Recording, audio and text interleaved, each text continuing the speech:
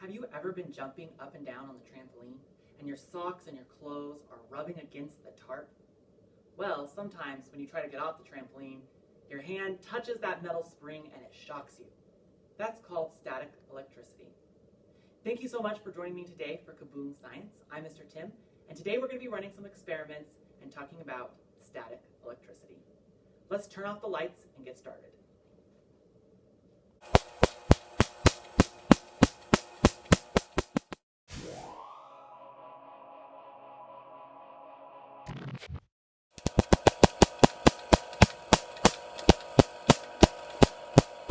So what was happening? Well, this is a Van de Graaff generator. Let's talk about a Van de Graaff generator for just a second. There's a couple different parts.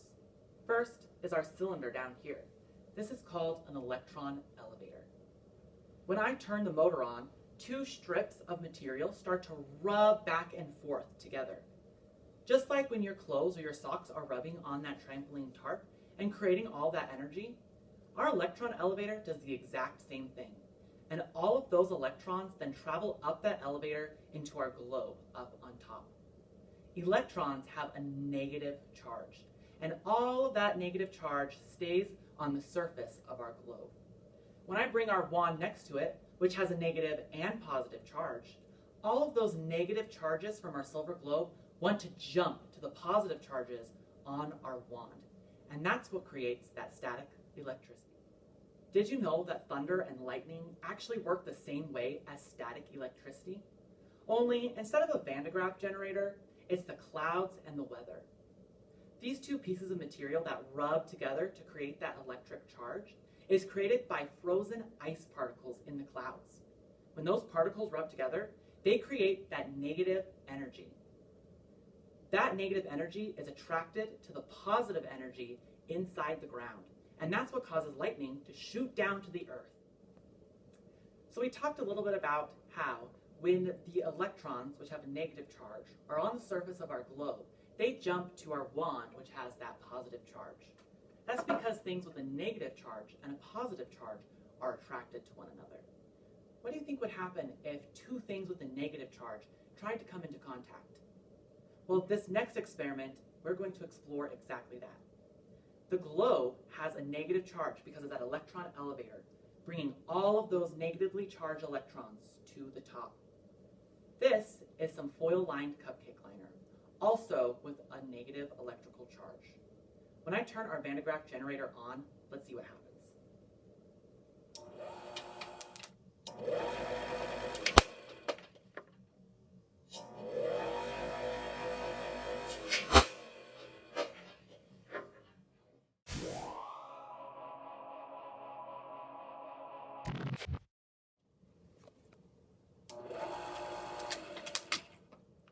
Why do you think that happened?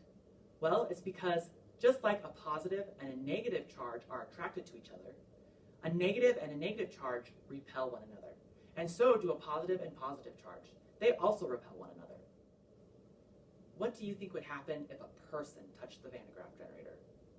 If you guess they get a nasty shock, you're absolutely right. Just like our wand has that positive charge, which attracts those negative electrons from our Van de Graaff generator, a person also has that same positive charge. And when their hand gets too close, all of those negative electrons jump to their fingers, zapping them in the process. But I'm still going to touch our Van de Graaff generator today. In fact, if I leave my hand on the Van de Graaff generator while I'm turning it on and off, then I won't get zapped at all. All of those negatively charged electrons are going to flow from the Van de Graaff generator directly into my hand, my arm, and throughout my entire body. That's going to make me negatively charged. What do you think would happen if I'm negatively charged and I put my hand over something that's positively charged, like these hole punches? Let's turn the Van de Graaff generator on and find out.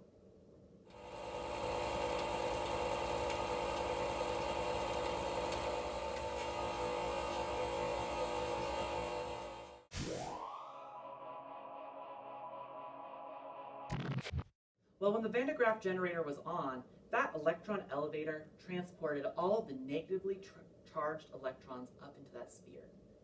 All of those electrons went from the sphere into my body, and I became negatively charged.